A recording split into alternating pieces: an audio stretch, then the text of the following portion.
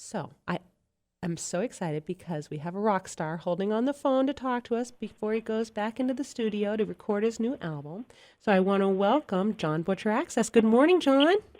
How are you? It's good to be here. Oh, thanks for calling in. So tell us what you're up to. It's been a while, right? Yeah. Well, it's a pretty exciting time right now. I'm recording a new record with my mates, the third Jon Butcherabout record, and the newest one since 1983. We had gotten together and decided, even with our completely different lives, that it was time to make music again, and we're all pretty excited. And I'm in the studio right now producing the record and playing guitar. Oh, that's so awesome. So what are your favorite things about going on the road, and where are you going this time? Well, we're going to start at the Hanover Theatre. Oh, wait. So we're launching your tour? Yes. Cool. Yeah, Hanover Theatre, April 26th, of course.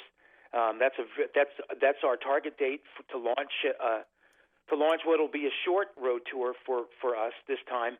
None of us are, I have to say, none of us are as excited about doing a 60-day tour as we were when we were 20 years younger. That being said, we're going to do a few key markets that were big for Axis, and we're looking forward to kicking it off in Worcester, my favorite city, April 26th at the Hanover Theatre. And you have a special guest that's joining you as well.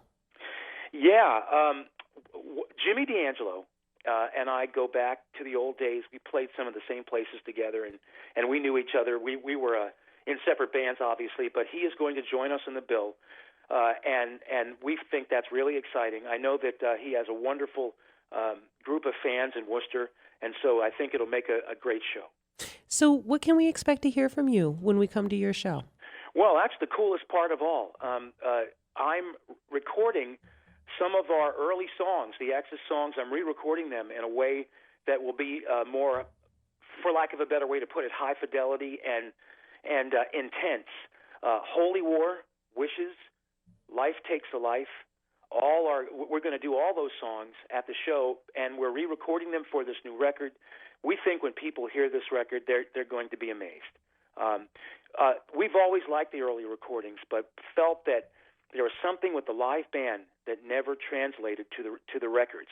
We've solved that now, and I can't wait for our fans, and new and old, to hear this new CD. That's great. So what have you been doing since your last record? A lot of things. Somewhere around my solo career, when I released the CD Wishes, I'd moved to California for work reasons. I found myself there more and more, and I decided to stay. And I bought a house and started a business called Electric Factory Media, and we provide music for film and television, and we've had great success doing that. And so I spent 25 years in California building my business and being in videos. One of the things that Electric Factory got to do is a marketing program for Fox Television, and I was in a video which played around the country with Homer and Bart Simpson. Ooh! And that was fun. And so my life really has been a path of one sort of music-centric thing to another. And so to find myself back in New England living here again is wonderful for me, and reconnecting with old friends and making new ones. And now I'm going to release this great record and playing in my favorite place. I'm really excited. I am too. Everything really does come full circle. How did you get started in the business? Wow. I came to Boston from Pennsylvania to do a record. To go to college. And in college, I fell in with, of course, other musicians. And one thing led to another, and I began a band called Johanna Wild, which had some local success and made a lot of friends. And that led to what would become Jon Butcherabout, and we got, I don't know if I should say discovered or not, but Peter Wolf of the Jay Giles Band took us along on the Freeze Frame tour. And that really kicked my career off and put it in another gear and never looked back. So are your parents surprised and happy, or did they completely expect you to have a successful music career? Well, I remember having words with my father in my dormitory room when I told him I was leaving college to be a musician. He didn't think so much of that.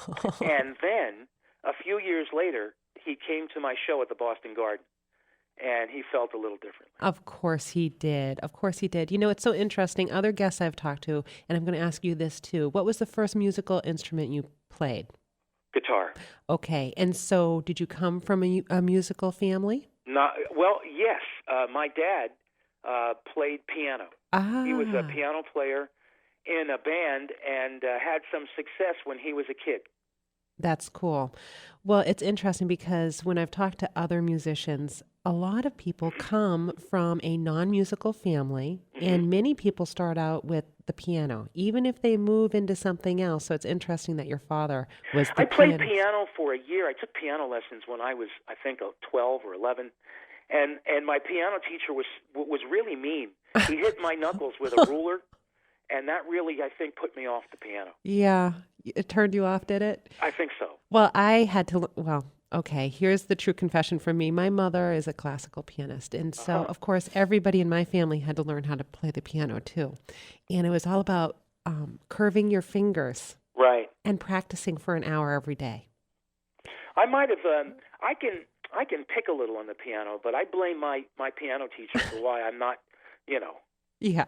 Well, Chopin or something. My mom's not mean. She didn't whack her knuckles with the with the ruler or anything, and I didn't go to Catholic school with the nuns doing that either. But discipline is a good thing. I guess so. Well, so that's great. And so you really followed through from moving here to Boston from Pennsylvania. In college, you met up with some other people who were musicians. You launched it, and you've had this successful career past your performance career, and now you're coming back to it. Now, that's really cool. Do you have any advice for people who are looking to get started? Yeah, I think commitment is the first word that comes to my mind. If you're committed to playing an instrument and you really devote yourself to that craft, whatever it is, I think that's the first stepping stone to getting somewhere with what you do. Absolutely. It has to be the commitment to the instrument and to the discipline. And if that's something that you can wrap your mind around and involve yourself with, I think that's the first step to success. I'm convinced of it. Absolutely. And it doesn't even matter what we're talking about. It's just like the 10,000 hours to greatness, right? I agree. Absolutely. And so your show is on sale right now to members only and to your fan club. There's a password on it. If you look at our website, it looks like it's on sale to the public, but there's a password. So it really is only on sale right now to our members and to your fan club. Of course, people can become members at any point. You go on sale to the public next Friday at 10 a.m. That's correct. And we're looking forward to that. And so people always ask, are there any meet and greet opportunities? Yes, there will be. Okay. Do you want to tell us about that?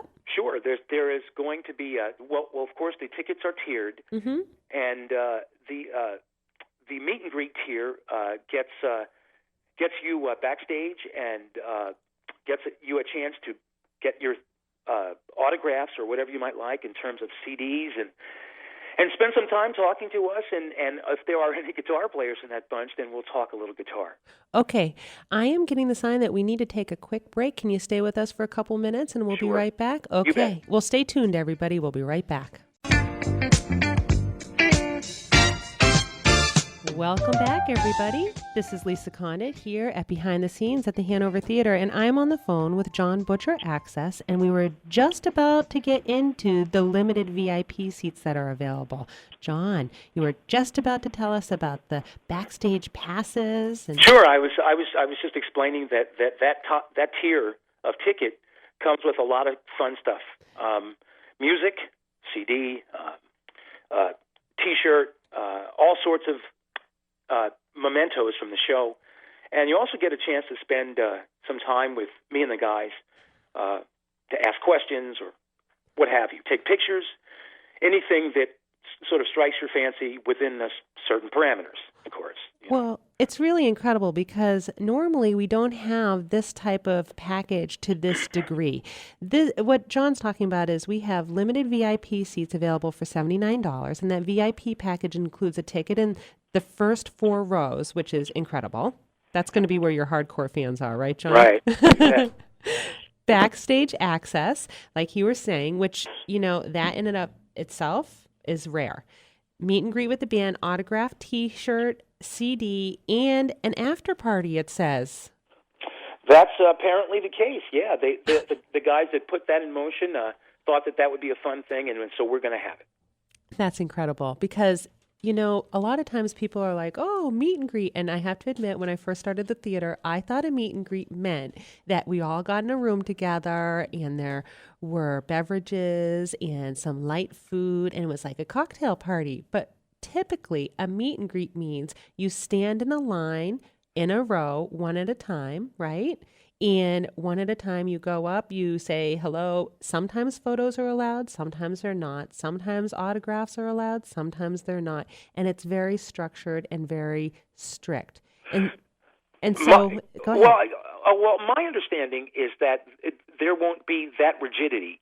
I'm not. I have to confess, Lisa, I'm not exactly sure of the dynamics. Yeah. Having not been there yet, I can say, if anybody has articles that they'd like me to sign, or if anybody would like to snap a quick a picture, I'm perfectly fine with that. There it is. Well, of course, we're going to manage the traffic so that people aren't mobbing you.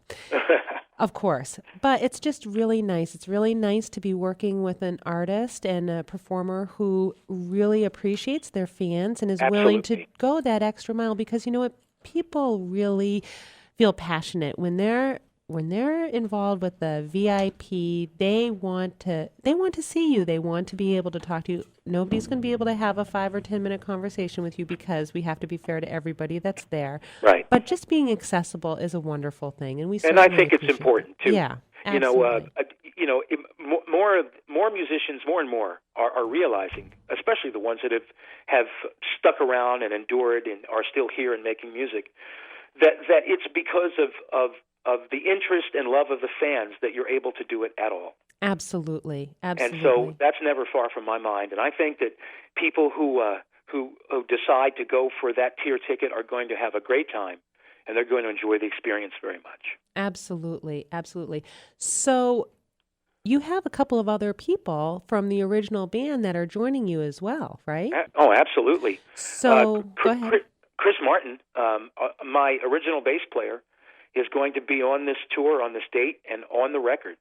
And the interesting thing about Chris is when we parted ways, I went on, of course, to do music in California for movies. And he went to Harvard Medical School and became a doctor. Wow. So it's Dr. Chris Martin. Whoa. Yeah, exactly. So is he still practicing, or is he taking a break from his practice? He definitely is still practicing. Of course, being involved with Axis has given him a couple of complications and hurdles to jump in terms of time. I bet. But that being said, no, his practice is very much active in Pennsylvania, and we're all very proud of Chris. I am especially. He's been my lifelong mate and friend. That's so cool. And can you even imagine your doctor being in a rock band? I know, huh? I know. It's crazy. All right, so right there, they're not going to be as judgmental as somebody else, right? I don't think so. They're going to be a little bit more understanding that maybe you're not eating exactly right. Well, yeah, he is actually. I mean, to bring it full circle, he is my doctor. Oh, that's so funny. Yeah, it's funny. Well, so that's cool. You get to tour with your personal doctor. Yeah, exactly. It's not the worst thing in the world. And on drums, we have John Muzzy. We all call him Muzz. Mm-hmm. And John has been in many bands around here, most visibly Fahrenheit, who of course had great success in the 80s and toured with Boston. And John Muzzy and I are old friends. And he decided to fill he was gracious enough to accept the drum chair. My original drummer, Derek Blevins, has commitments. He lives in California, and he's got his hands full with commitments and wasn't able to make it. So we're really very happy and very pleased to have Muzzy on drums in the Axis, and I think it's going to be a fun thing. Oh, I know it's going to be fun. So I just want to thank you once again, John, for calling in and joining us. Thank you. You're welcome. I had a great time, Lisa. Looking forward to meeting you. Absolutely. And thank you to Sandy, and thank you all for listening. And until next Sunday, be good. We'll see you again Tune in to Behind the Scenes at the Hanover Theatre here on AM 830 WCRN. Have a great day, everybody.